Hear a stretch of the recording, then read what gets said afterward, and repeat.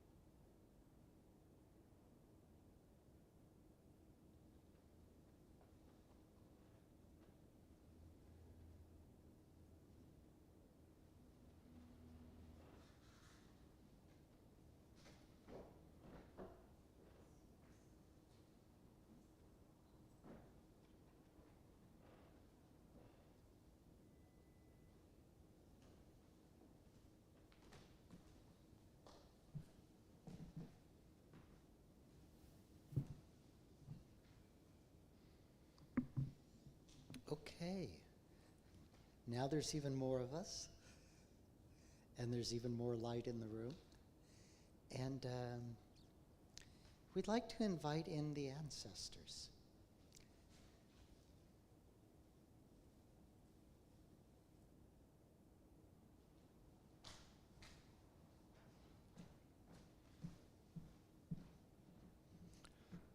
Good morning.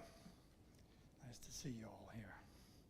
So this morning, in a kind of tribute to our ancestors, I thought I'd read this brief poem entitled "Come to Me" by Julia Cameron.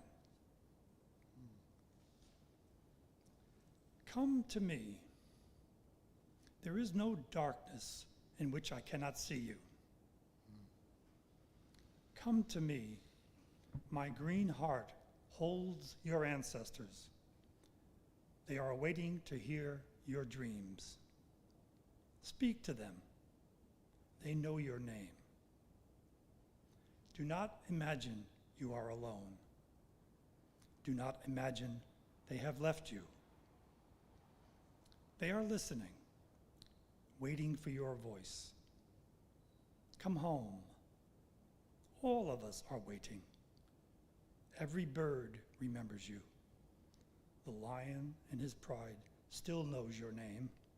The gazelle, the snake, the silver heron lifting at the shore. All of these and more. Your family. Come back to me. You do not need to grind your bones to dust, rusting your heart. You are known to us. Only come home. Thank you. And also, a reminder that we, having our meeting here today, for those of us who are in Seattle, we're meeting on the ancestral territory, home of the Duwamish people. And in recognition of that, I found this little thing I thought I'd share with you today. And it says, 10 things you should know about the Duwamish tribe. The Duwamish tribe helped newcomers survive. Chief Seattle strived to live amicably with the newcomers and show them how to survive in an unfamiliar land. Under Duwamish leadership, they provided guides, transportation by canoe, and other tangible assistance, including labor for Henry Yesler's first sawmill, and potatoes from the Duwamish cultivated fields near Renton, enabling new immigrants to survive and thrive, according to the Duwamish tribe website.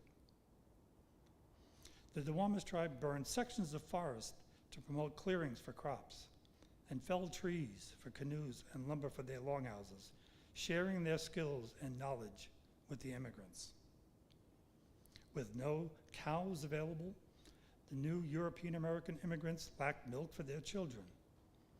The Duwamish showed them how to use clam juice instead of milk.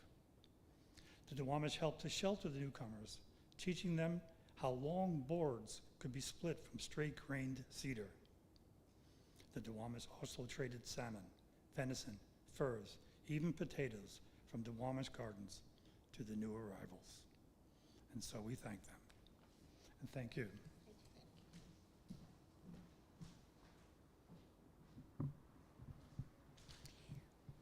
So thank you so much, George. And this is part of our creating sacred space at Interfaith Community Sanctuary, where we call in the ancestors, honor our first peoples, and we also create an offering for the Divine Feminine. And today we have a very special offering that we're going to invite you to participate in. And Michael's going to talk about that a little bit. Thank you. So I think all I was going to add to that is that there's this is a participatory practice. So after each phrase, the congregation will say Jai Ma. Which means? Jai Ma means, yeah, Mama. So this is. Is that right? Did I get that right? So this is like a chanting experience and a blessing experience, and it can be quite fun. We're going to begin with Om.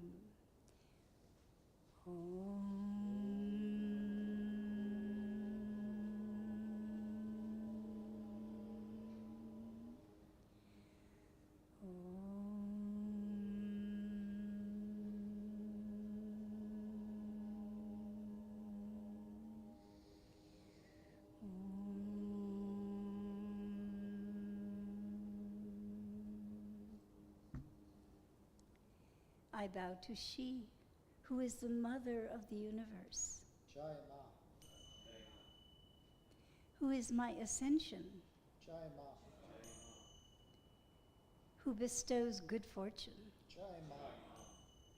who is the air I breathe, Jai Ma. who looks after the universe, Jai Ma. who is divine and everlasting energy, Jai Ma. who is the fiber of the universe, Jai Ma. who is the light of the world, Jai Ma. who is uplifting and cheerful, Jai Ma. who gives freely to all, Jai Ma. who heals all wounds, Jai Ma. who is the breath of the wind, Jai Ma. who is the smile of babies, Jai Ma. who is the sweet voice speaking to me, Jai Ma. who is perfect, Jai Ma. who is indestructible, Jai Ma. who is crowned on earth, Jai Ma. who smiles upon her creation, Jai Ma. who is the laughter of children, Jai Ma. who is the mystery of the universe, Jai Ma. who is truth and honesty, Jai Ma. who is the ruler of all planets, Jai Ma. who removes the troubles of earth, Jai Ma.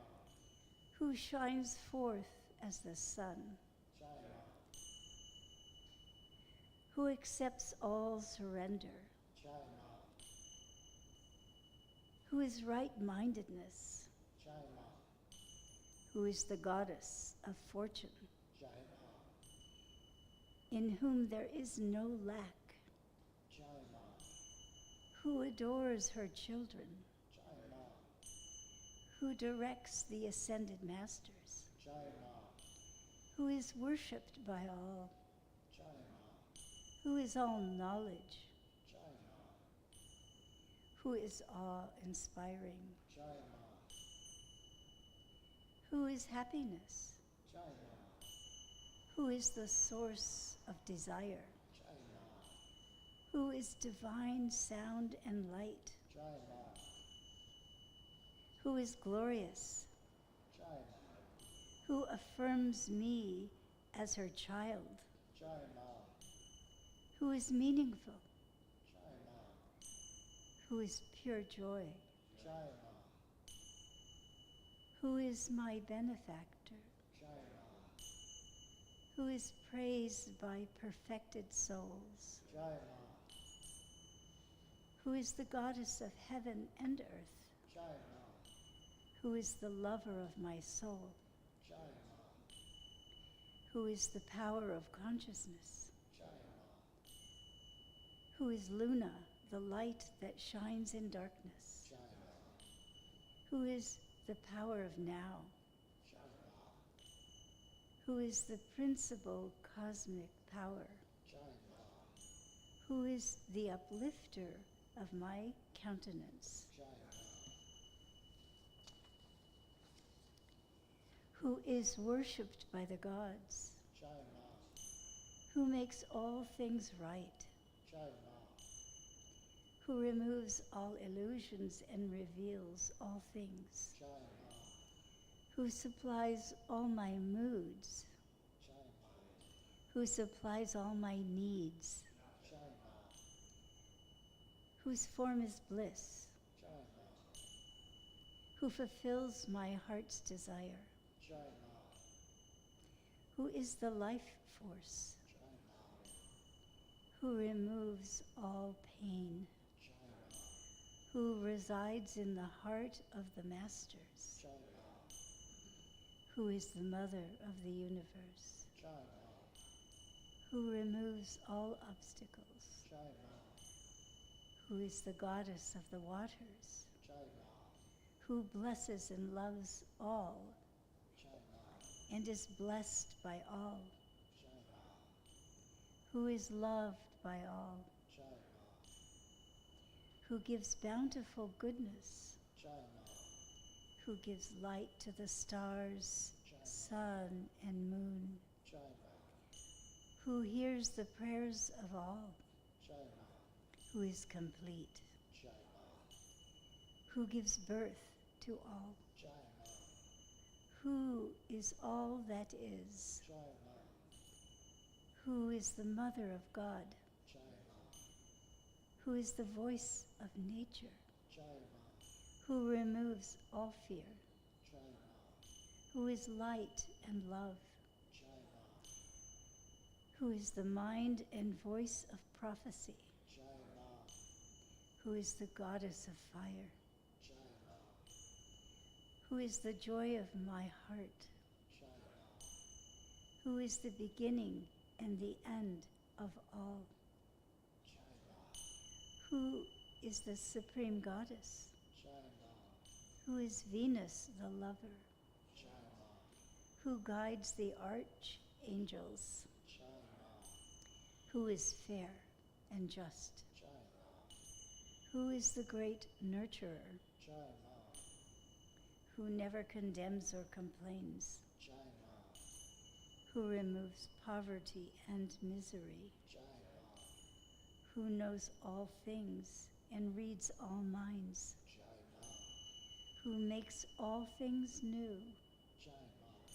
who is the breath of life, Jai Ma, who is my protector, Jai Ma, who is without fault, Jai Ma, who shines like the stars, Jai Ma, who is always happy, Jai Ma, who is the creator of all things, Jai Ma, who gives prosperity, Jai Ma, who is the mother of all, Jai Ma, who is worshipped by the world, Jai Ma, who sustains the world, Jai Ma, who gives liberation, Jai Ma, who is my shelter, Jai Ma, who is always visible, Jai Ma, who is divine love, Jai Ma, who is praised by angels, Jai Ma, who is inaudible sound, Jai Ma, who is my strength, Jai Ma, who is my divine teacher, Jai Ma, who is the power of the crystal, Jai Ma, who is wholeness, Jai Ma, who loves me unconditionally, Jai Ma, who is my mother. Jai Ma. Om.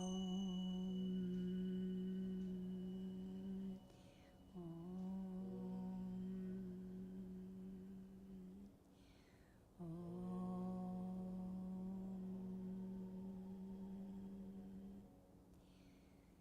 Peace, peace, peace.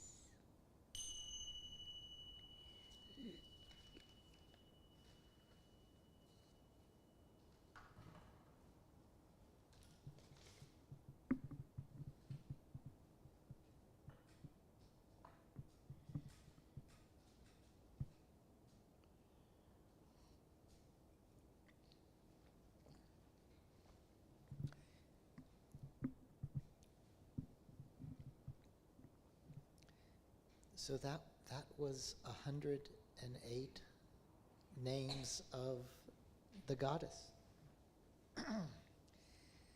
And we're talking today, and we're exploring names, and we're calling out names, and the power of names, and the power of naming, and the power of the unnamed. And 108 is, this is from the Hindu tradition. 108 represents completeness. It represents all of the different aspects that make up the unity. We find this in different traditions. In the Islamic tradition, there are the 99 names of God. And in both of these cases, we mean something more by it than we ordinarily mean when we say a name. There's something, there's a cosmological dimension to naming. We see this when we contrast the named with the unnamed. Naming is how our minds separate things out. It's how we make something, that's how we draw something out of the background. This is our power as human beings. There's a story in the Jewish scriptures and the Christian scriptures in Genesis that Adam, the first human, named all of the creatures. And this there's a great story in the Islamic tradition about this, where the angels come to God and say, why did you create this being? Why do you love this being so much? And God says, well, he can do what you can't do. And the angels are like, what we can't do? What could that be? And we are the function of the universe. We're doing it all. And God says, well, I'll show you. What's that over there? And the angels say, well, that's you. And God says, and what's that over there? And the angels say, that's you. It's all you. And then he turns to Adam and says, what's that over there? And Adam says, that's a mountain. And he says, and what's that over there? And Adam says, that's a mountain goat. And, and that's what we can do. Because we all have angelic parts to our being. We are as much angel as anything. We are spiritual beings. But we are everything. We exist on all the planes. And in the angelic realm, I don't know, I wasn't going to talk about this.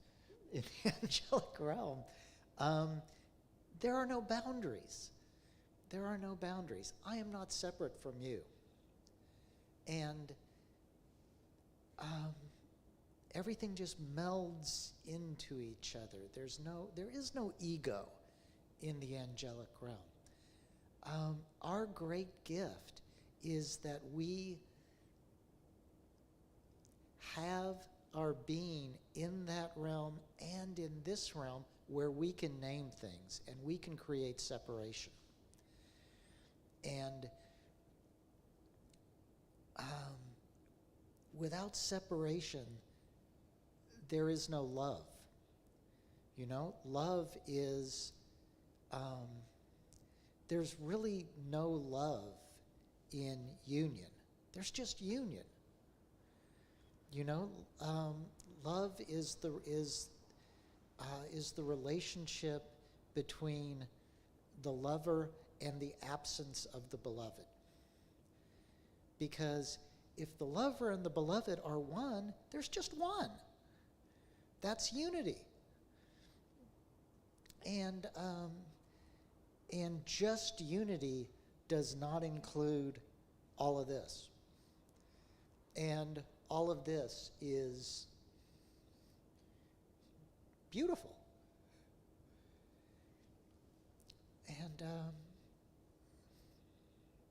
And God, Goddess, divinity, is in its essence absolutely simple and absolutely undivided.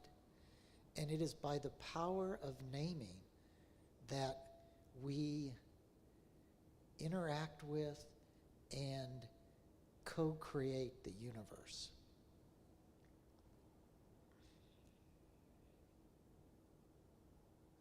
So I want to read a scripture because we're talking about the names of the goddess today, and I was thinking last night. I was reading the Tao Te Ching, and the first chapter of the Tao Te Ching, I never really thought about it, but is all about the names of the goddess. So I'm going to read the whole thing, which is short, and then focus in. The way that becomes a way is not the immortal way. The name that becomes a name is not the immortal name. The one without a name is the maiden of heaven and earth. The one with a name is the mother of all things. Thus in innocence we see the beginning. In passion we see the end. Two different names for one and the same. The one we call dark, the dark beyond dark, the door to all beginnings. So, this is bringing out two aspects of the goddess: the maiden, the virgin, and the mother. And we can't, when we hear, this is cosmological. You know, when we hear the word maiden or virgin, sometimes we get kind of, our mind sidetracks into a lot of sort of sexual morality things that have gotten mixed up in a lot of religious traditions, and that's another thing. That's not what we're talking about. We're talking about the maiden as the embodiment of perfection and solitude. The aspect of reality that needs nothing else. The one, it's perfect. It needs no relationship. There is no relationship in it. The mother is all about relationship. The mother is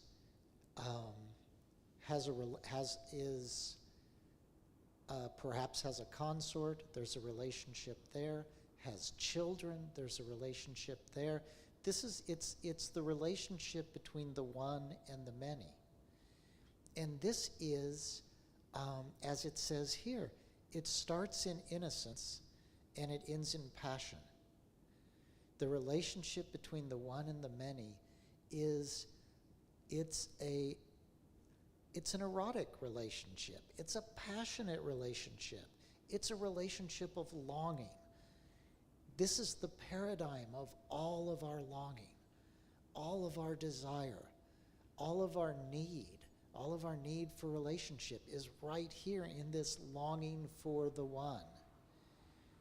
And it's not privileging the one over the many, because without the many, there would be no relationship. There would be no love.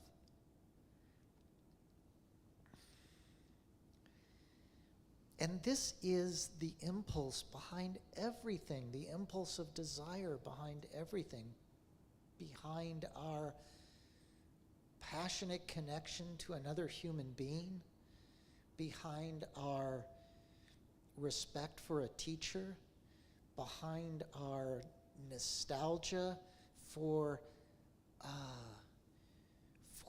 something we can imagine but we've never actually experienced.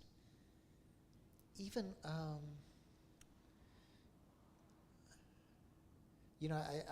this is not a political thing, but there's this "Make America Great Again" aspect of politics now, right? And it's a longing for, yes, obviously something that never existed. It's a longing for some kind of imagined golden age, right? That's what this is. That's a divine impulse. That's a divine impulse that's being reflected in a particular, human psychological, political way. But it's the same impulse, this impulse of the many towards the one, which is the impulse of the lover towards the beloved, of the children towards the mother, of all of our longing for that thing that we know is there, is here, right now, that we come from and that we are moving towards. And that we will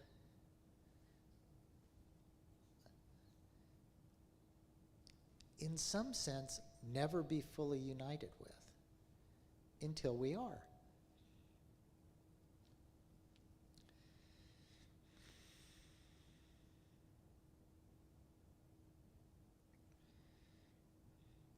I'm just going to read this again and then close this section.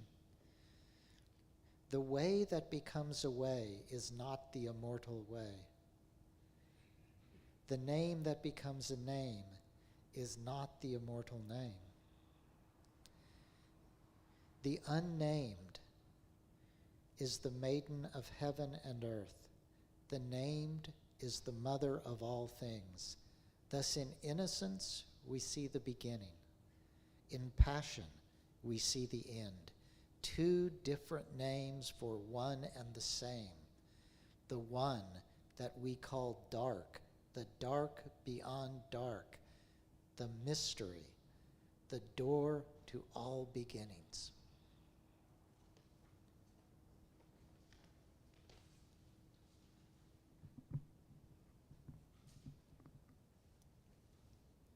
You know, it happens when we gather together, and especially this year as we're talking about the Divine Mother, that I kind of space out, you know, when you're talking about things, because I think it's awakening us at a high conscious level, but also a cellular level, and it's happening both these ways. Our spiritual being awakens, and our physical vibration shifts.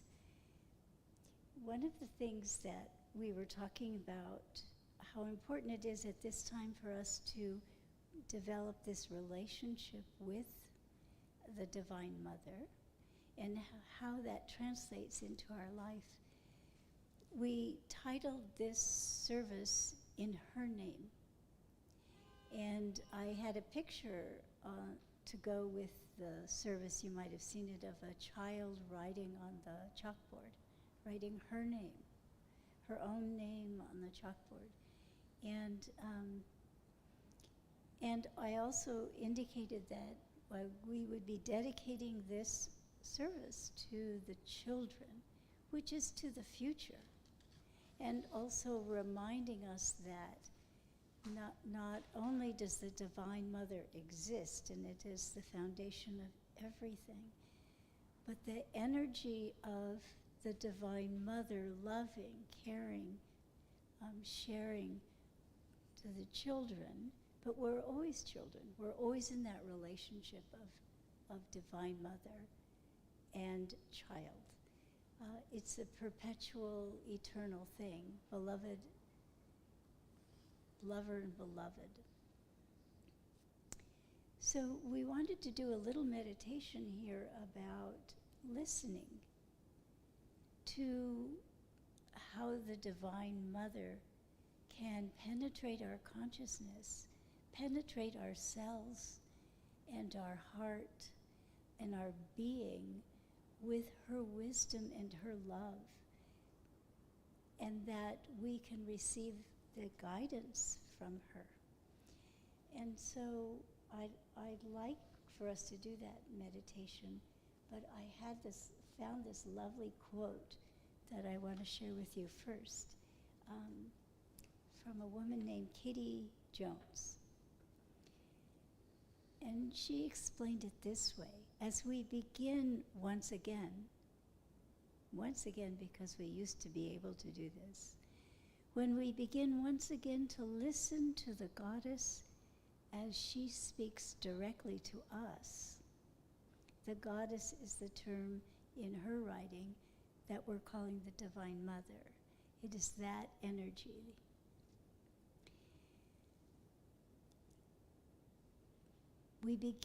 As we begin once again to listen to the Goddess as she speaks directly to us, in the whispering wind, in the crackling fire, in the crashing ocean waves, in the tinkling brooks, in the caves in her body, in the song of birds and the calls of animals, in the voice of our intuition, our direct connection to Goddess exists.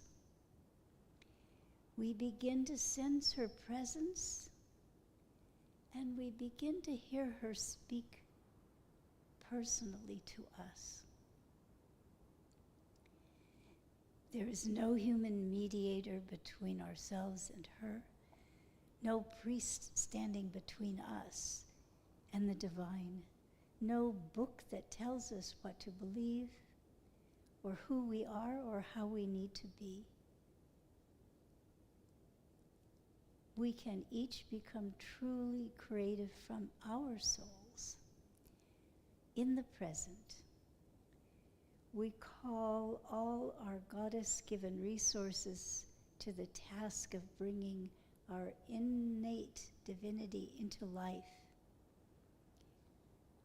on her beautiful planet Earth.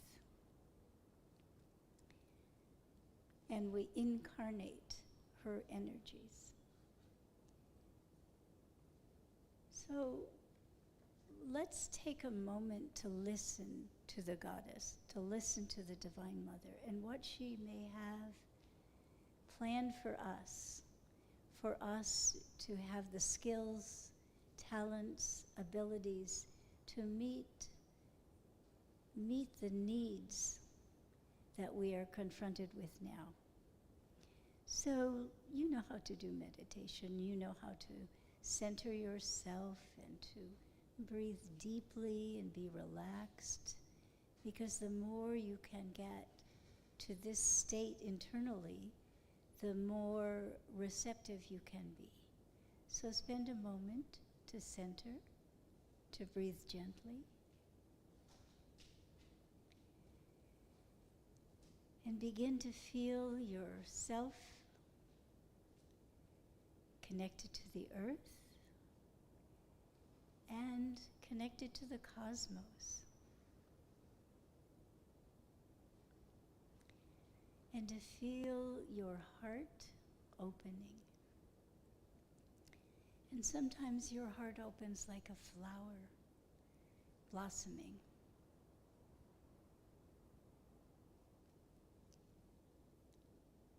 And in just a moment you will be aware that the Divine Mother has an intention to help you for whatever you need. It is her desire to meet your needs.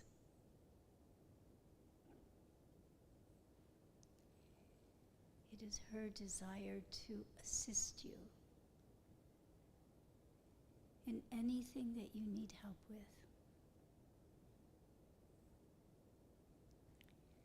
She may come as a vibration.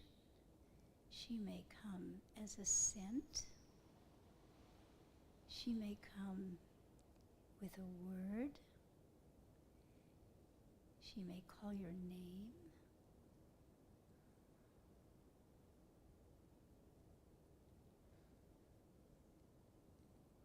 And if nothing comes to you automatically, allow yourself to imagine, to create the Divine Mother communicating with you and meeting all of your needs or a specific need.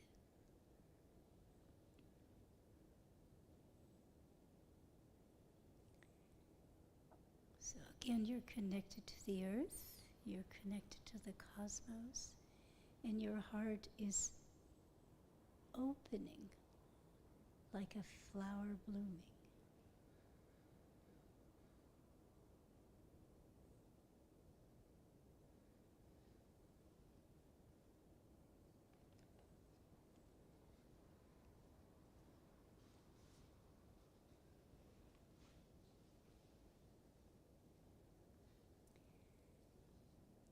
And keep this connection open to the Divine Mother as you return to the space you're in now, but don't let any of this disappear.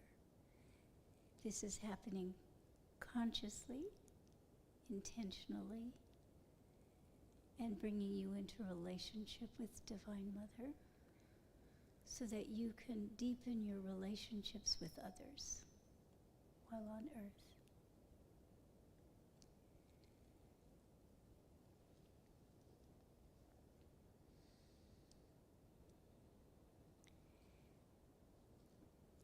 So another ritual we have,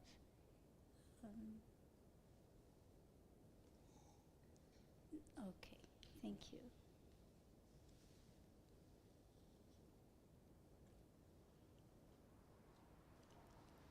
Thank you.